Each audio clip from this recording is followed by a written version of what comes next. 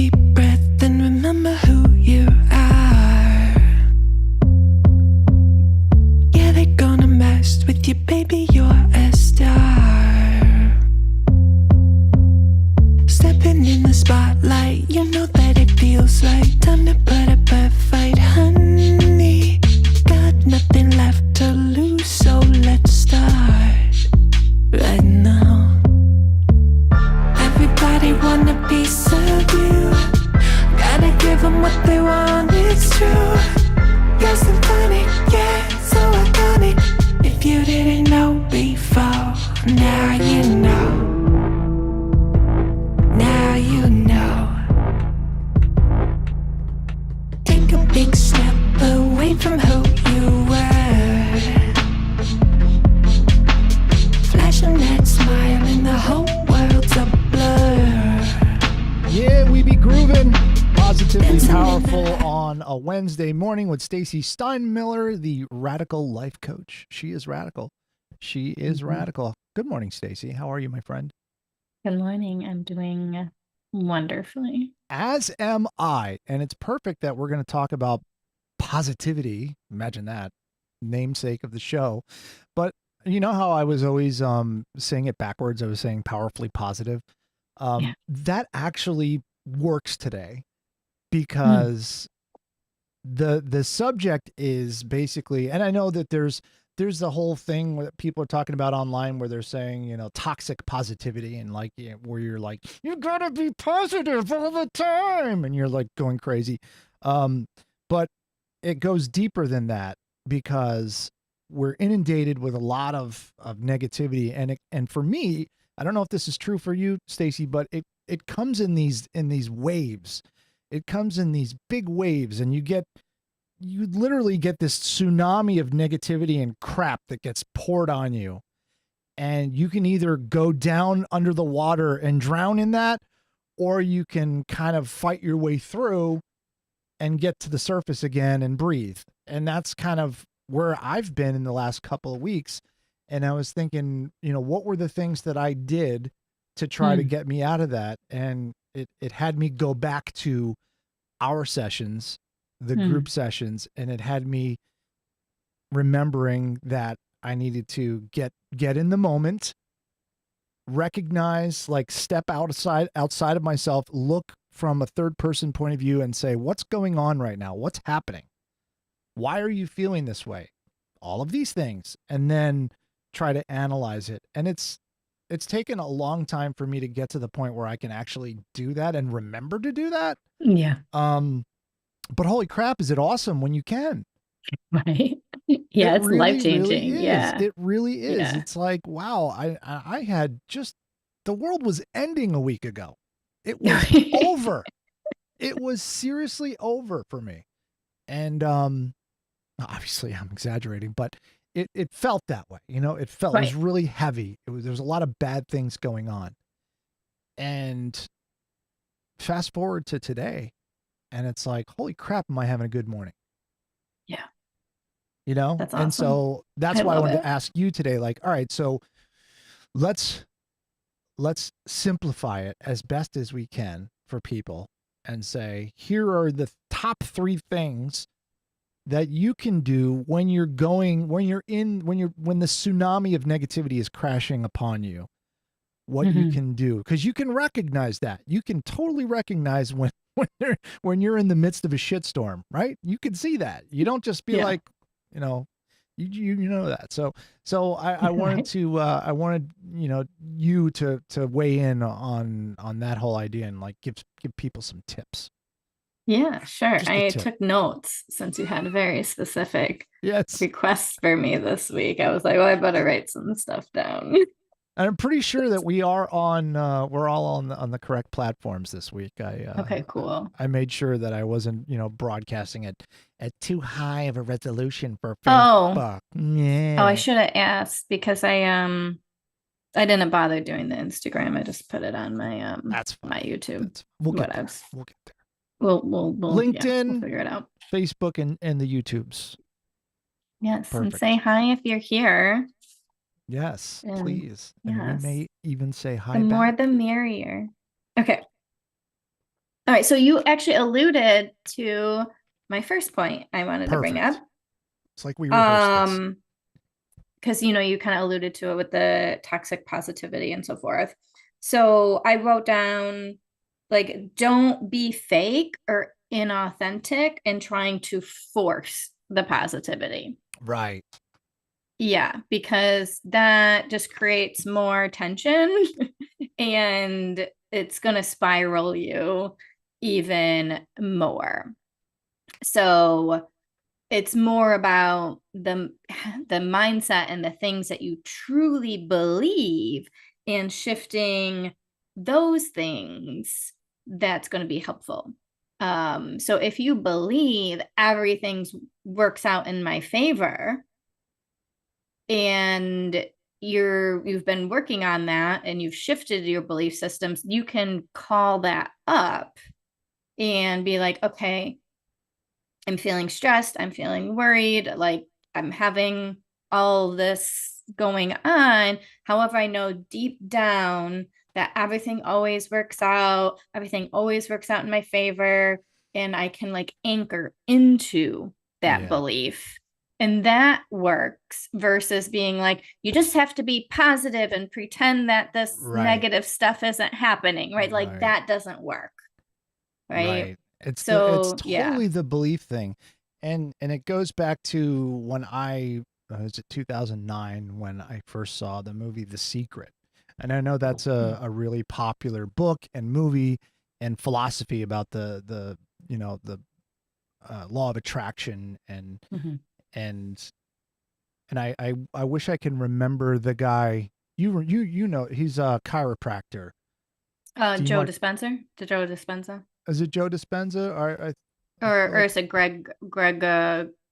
I feel like his name is. It might be Dispenza. I don't know. I'll have to look back finally so I can actually get his name right. But anyway, he talks about how if there's no belief there, it's just pointless. You have to. You can think all of the positive thoughts that you want, but without the faith that they're real, without the belief that they're real, it's just a waste of time. And he uses this this example of a seed and it's struggling to come out, right? It's growing. And he's like, and you're believing, you're doing all this stuff, and it's just about to pop out through the surface, and you stop believing. And then what happens? Nothing. Right. It doesn't ever go anywhere. So it's like that consistency of belief, and that's a tough one. That's a really tough one, at least until you get that, I guess, auto suggestion that train yourself to constantly remember to believe. At least for me, I have to remember to believe. Yep. It sounds weird. Yeah, it's practice. True. I know. Yeah, and it does sound weird, but it's practice. And I always use the analogy to like lifting weights, right? You don't go to the gym once and lift weights and expect to be stronger. You have to go consistently, right? And it might be boring and you're not going to see results right away, right? You don't expect to go to the gym once and all of a sudden you're muscular, right? Like you have to go often and consistently, and the days that you don't feel like going, and things like that. It's the same thing. Like training your mind requires consistency. It requires showing up. It requires doing it. And for some reason, we just think about the mind differently than the body, in that way. So yeah. So the first step that you mentioned. I wrote. So it's basically don't be fake. Don't try to gaslight yourself into being positive, and like be authentic. So actually meet your feelings and what you're actually experiencing, but then ground yourself in the belief. I didn't eat a Twinkie today. I should lose 5 pounds. 100%. Right. Be authentic. Yes. Right. Yeah. Don't try and gaslight yourself. that's not helpful. So don't take that advice if you've gotten that advice somewhere. And to do that. there's also something to be said about not denying the reality of where you are at that moment. Right. Look at it and analyze it and know that this is where, like, if you're going back to the tsunami analogy, if you're in the middle of the ocean, telling yourself you're not in the middle of the ocean really isn't helping Right, you. it's not going to help you, because you You can't are solve the there. problem, Right. if you are haven't there. accepted, right? Because then if you're like, oh yeah, I'm here now, we can actually move out of where you're at. But if you deny that you're there, yeah, you're not doing yourself any favors. If you're like, I'm not stranded on an island, then you're not going to build a raft to try and get out, because you're not stranded. So going back to the poor dad joke, denial is a river in Egypt. That is what a lot of people will do. They will just put it out of their mind. No, I don't think about that. And okay. So sometimes obviously not dwelling on something all the time is good. Right. But still Yep. recognizing, understanding where you're at and acknowledging that this is my reality right now. So yes. I just had to say So that. that's what I put for number 1. Okay. And then then I went into that your fears are illusions. So if you're in a fear base, it's recognizing that you're disconnected from love, source, energy, whatever you want to call it. And so it's a coming back and remembering who you are. So also knowing that a fear-based state is a disconnection from your deeper nature, your truer nature, your power, and things like that. So that's what I said as number 2. This is where we start to lose a lot of people, though. So number 2 is remember who you are, and recognize that you're in a fear-based state. You lost me. Yeah. Too. Yeah, sorry. I'm just kidding. My notes only make sense to me. That's the problem. That's fine. So if you're having fears, recognizing that you're like in an ego identity and you are disconnected from source energy, you're disconnected from love, you're disconnected from oneness. If you're in fear, you're in a state of separateness.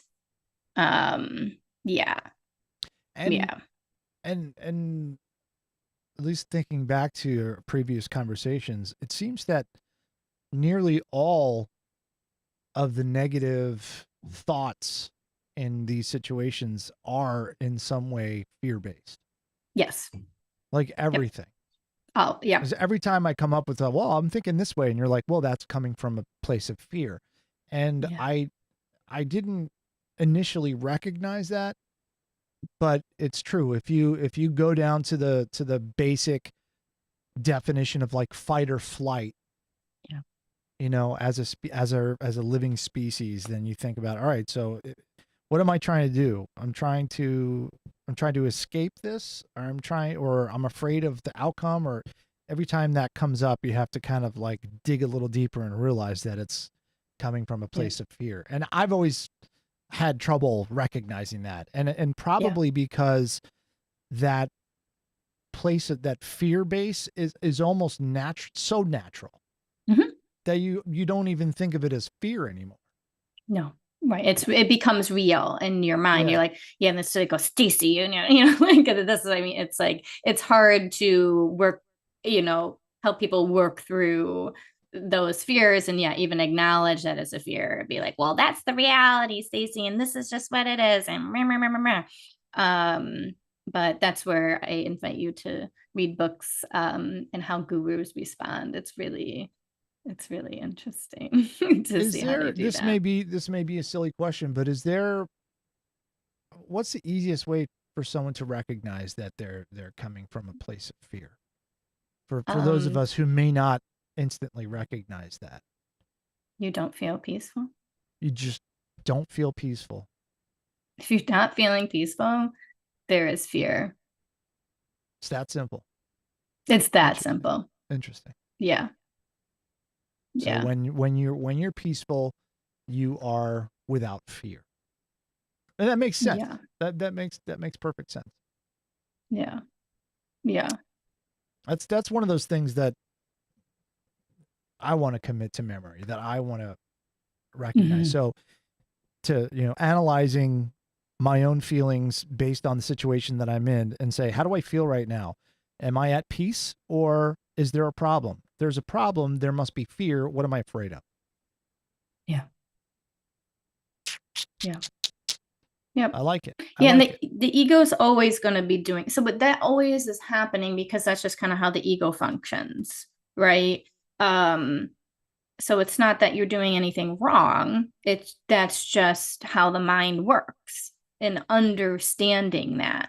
But yeah, the more aware we are, and like I said, like the more you're catching it, and now when you recognize, like, oh, I have all this going on, and like, oh wait, I have some fears going on, right? You're just more aware of it, so you're able to kind of like step outside like you were saying earlier, and you're aware of it, so then it's easier to be like, oh yep, that's my ego being like acting up and being fearful, and it's doing what it does, but I get to now choose to step into my deeper identity and come into a place of oneness, love, etc., and then move from there.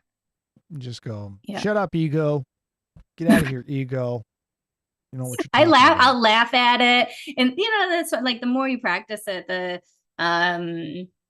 yeah, it's like I call it like oh, this like this silly little human thoughts, or things like that, and you just see how silly it all really is, and then you kind of laugh it off and move forward. If you kind of look back at times in your life where you're like throwing temper tantrums about stuff, and everything obviously worked out, you're still standing, and then you're like, oh my god, like how embarrassing was that? I was like so freaking out about this thing. And there's some people who create like alternative personas or something based on that. Like, oh, that's just caveman Scott. That's that's my caveman Scott, and where's my powerful Scott, or where's the fearless or super Scott, or whatever. But create these other individuals Avatars. that you can, avatars, right, that you can recognize and say, oh, what are you doing here, caveman Scott? Go back, go away. All right, that was my caveman impression. I love it. That's perfect. Yeah. So that's what I put for number 2. Are we ready to move on to number 3? Yeah, let's do it. All right. So number 3, I wrote, take responsibility over being the creator of your reality. So after you kind of come back or recognize who you are, then it's like, oh yes, that's right, I'm the creator of my reality, and so I get to do whatever I want with this. What do I want with this? I'm gonna, again, so it's like facing it, we talked about earlier, right? So what do I want to create? Where do I want to go from here? I'm gonna name it and move forward and go where I want to, instead of, so this is basically the opposite of being a victim of your circumstances, right? So it's like naming, I'm going to take responsibility and create my reality instead of play victim to whatever circumstance is going on. Right. And you always talk about reading books about this stuff, and my favorite thing to go back to when you're talking about this take responsibility is Invictus by Henley, right? The last 2 lines, I am the master of my fate, I am the captain of my soul. And Napoleon Hill zeroes in on that in a lot of his work, and it's really, really powerful if you think about it, because it's such a simple concept, though maybe not easy, but it's still simple when you think about it as a concept. Like, I am in charge. This is my life. This is my soul. This is my, like, I am the one that, don't let other things have that power over you. And that's something that I've always tried to tell my kids, like when they're like, oh, this person's bothering me, and I'm like, don't give them that power over you.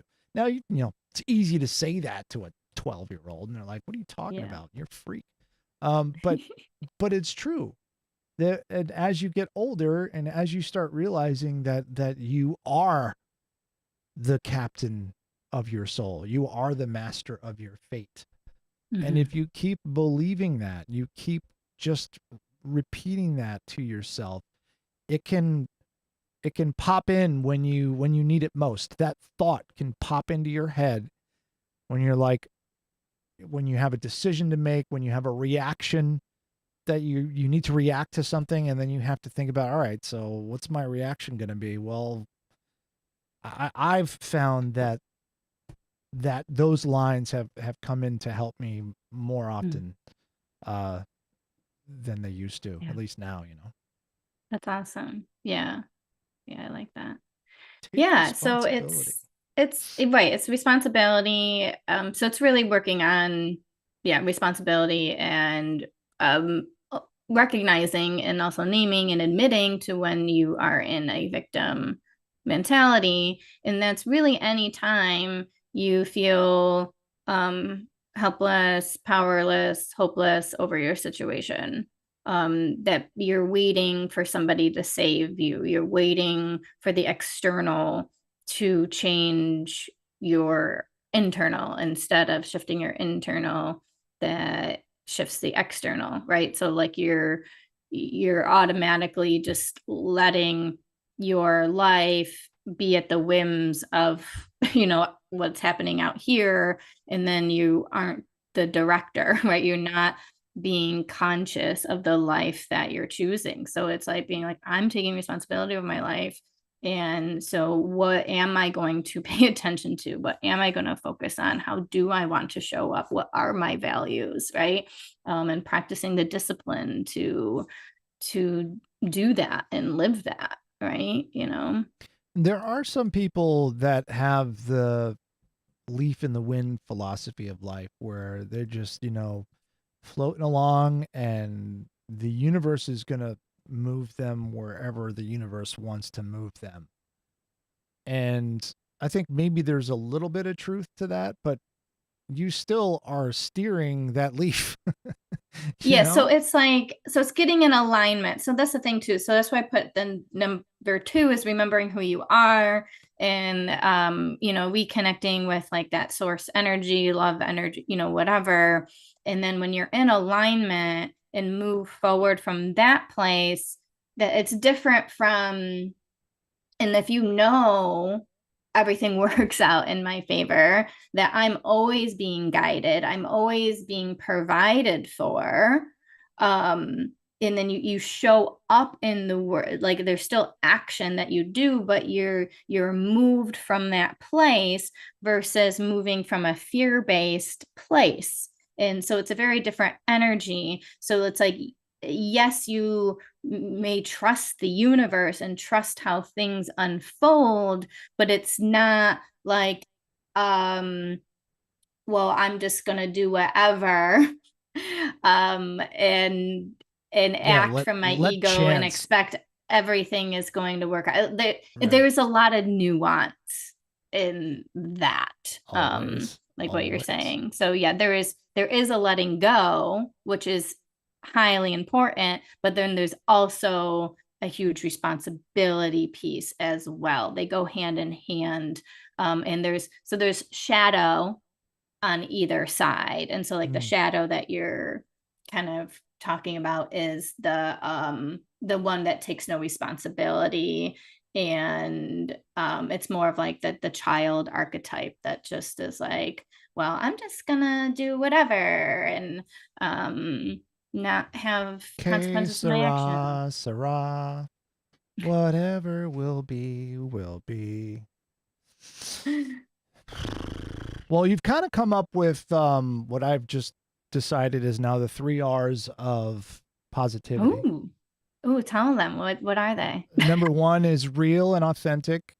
Mm. The second one is recognize and remember who you are. And the Mm. third one is responsibility. Take responsibility for yourself I like it. and for your actions and for your future. Thank you. I appreciate that. I like it when people can listen to what I say and then package it all nicely. Yes, all with a little Yeah. bow. with a pretty little bow. So what's new? What's new in your world? What's going on with you? You got cool things brewing? Usually have cool things brewing. It's July, so in Limitless Lounge, we've got a program coming up in a couple weeks called A League of Your Own. So that is, Batter up, right? Yeah, hear the I did a call. little play on words there. So yeah, that's going to be fun for leaders and people that are doing amazing things and being okay with being in your own league, doing your own thing and not getting pulled into the whims of people pleasing or how I'm supposed to show up or what the expectation is, and coming into alignment with you. So that's happening. Yeah, what else do I got going on? I feel like there's so much going on that it's almost like nothing's going on. If that makes any sense. Because I'm just so in the moment of like, just doing today, that I'm like, wait, what? Like what's coming? I don't even know, but it's all on the calendar. I live by my calendar. I tell people, I'm like, if you don't put my calendar, I ain't showing up. So which is why I have this on my calendar, which you were talking about, which earlier. I alluded to earlier when I said when one of us has a conflict, and by one of us I mean me. I still have not gotten this whole calendar thing figured out. I don't know what I do, and I think sometimes sometimes it's like the other person is trying to pull the wool over my eyes, because they're like, hey, do you have 12 o'clock on Thursday? I go, yeah. And I put in 12 o'clock, and then I go, hey, we still on for 12 o'clock? I said, no, I said 11. Did you say 11 and I put in 12? Now that's totally possible. Right. You know how it is when you got like, I'm doing stuff, there's somebody recording, there's something happening, the phone just rang, and somebody emailed me, and I'm trying to put in this into my calendar, and maybe I think I hit 11 and I hit 12. But that seems to happen a lot. We catch them. We haven't, knock wood, we haven't had So you got to update your system on how you are doing things. The system. The system. So if you're noticing holes in your system, then we need to tighten up the system, which is actually probably energetic as well. You're probably being tested, right? On these things. Like, am I going to, trim up this energy? Yeah. And I feel away. Like the tests, that's 100% true. Those tests, it's like, there's some really kooky person who's sitting in some control room going, all right, let's see what we can throw at Scott today. let's make him an hour early. Let's make him an hour late. See what he does. I think that's what happens. But you know what? I'm gonna beat you. Because it encourages you to practice the 3 R's that we just talked about. And then once those are well practiced and in your system, then there is no reason, then they'll just start messing with you in other ways. And then you get to practice whatever the other thing is. Or so rehearse. Great. There's a 4th R. And the 5th R is return, because we'll return next Wednesday at this exact time to do a similar show about something positive, because that's what we like to do. Take a deep breath and remember who you are. RadicalLifeCoach.com. Hook up with Stacey. Let her transform your life. I am proof positive that it works as long as you do the work. And you can reach out, rockvox.com. You want to do a podcast for your business or your own personal venture, whatever it is, we can help. Been around since 2018, before all the podcasting got real big. So we were kind of dug in like a tick before that happened. But anyway, I'm getting off my high horse and riding off into the sunset. We'll catch you later, Stace. Bye. If you didn't know before, now you know.